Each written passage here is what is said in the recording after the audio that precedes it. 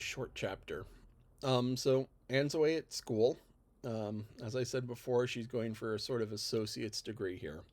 So it's a 2 year degree which she can use to teach and do similar things. Um, she's the only one who's not really worried about exams. Um, and frankly, that's a good place to be in because stress kills. And one of the best lessons I can teach you is study as you go along. So you have the math book, you read through the math book, and you do the exercises.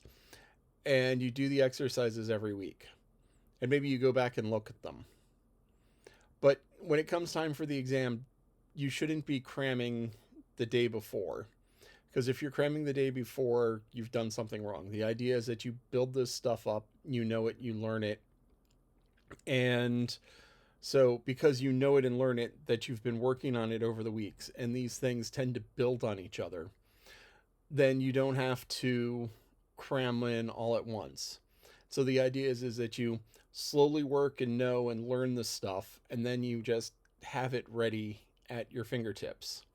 Because if you start cramming, then you start losing sleep, and if you lose sleep, then you don't think as well, and you get stressed, and if you get stressed you don't think as well, so you have all of these different things working against you. But the idea is that if you work slowly and steadily, if you keep up with the work, so you're assigned a book to read for class, you have to read, I don't know, you have to read Anne of Green Gables for class. And if you read at the pace of the class, or maybe a little bit faster because it's a good book, but if you read at the pace of the class and you do the studying, then you know the different themes of the book. How it's a book about Anne growing up. It's about a book of learning to put aside your anger, about learning emotional control, about the importance of family and friends. Because these are the themes that go through the book. You always have Anne looking for looking to the strength of Matthew and Marilla.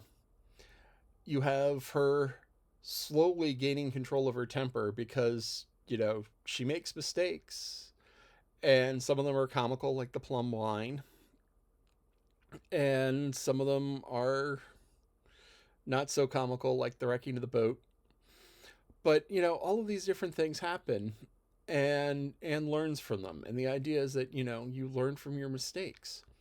So these are the themes that go through the book. And if you read through the book and if you do the homework on the book, then when it comes time for the exam, you don't have to cram. You just have to go back and say, okay, this is what I did 6 months ago. This is what I did 3 months ago. Because for the year end exams, yeah, you have to do a little bit of studying there. But mostly that's refreshing the stuff that's like, oh, I covered this so long ago and it wasn't really tied in. Some things, you build on you a well set up course, things build on each other. So, you start you would have, like, often you read 2 books, 3 books or something like that. And there's a theme that ties the books together. So like you could read the Odyssey and you could read Huck Finn. So this is like for a high school class, you read the Odyssey and you read Huck Finn. And so Huck Finn is a story about Huck Finn, one of the main characters in is a book by Mark Twain. Huck Finn is also the main characters in Tom Sawyer. And takes place 1800s. And Huck Finn takes a runaway slave, and he's runaway slave Jim, and he's trying to take him to freedom. So you have Huck Finn trying to take the slave to freedom. The Odyssey is Greek mythology, and it's about Odysseus and his attempt to get home.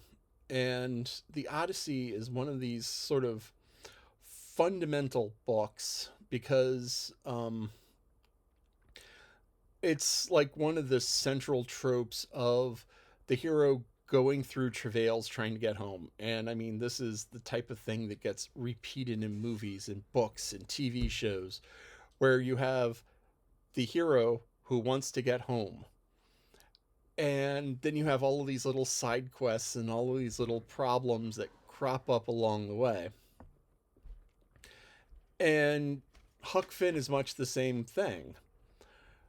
Huck is trying to get Jim to safety, and he's trying to kind of get home his self. And so if you have a thing like that where you have Huck Finn and you have the Odyssey, and you can draw parallels between the two stories, so that makes it easy to study.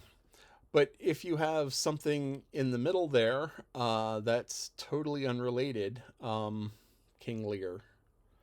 King Lear is Shakespeare's one of Shakespeare's classic tragedies, and it's about his kids being spoiled brats, and one of them actually being a nice person, but nobody listens to the nice person, and no one thinks that the nice person is the nice person, and it's just horrible people being horrible, except for the one nice person who just bad things happen to, and bad things happen to King Lear because he doesn't listen to the nice person. Anyway, but if you have a well-structured plan, then it's easier. But, in something like this, you'd have to go back and say, okay, now what did we talk about in King Lear? Because there's nothing about getting home. That's just people standing around at a party waiting for the king to die. Which, as I said, has nothing to do with Odysseus, has nothing to do with Huck Finn, it has nothing to do with travel. It's just a totally different class of story. So, that's one of those things where it's like, okay, now what did we talk about with King Lear? Goneril, Cordelia, and Regan. Okay, and the storm, and I don't know. If anyone from Disney listens, if you want to do a Lion King 3, make it King Lear. Make it Simba is growing old. Simba's growing old, and he's trying to choose who to pass it along to. Pass his kingdom along to. That might make for a good animated story. I'm not sure how you're going to give the happy ending to that, but yeah, King Lear.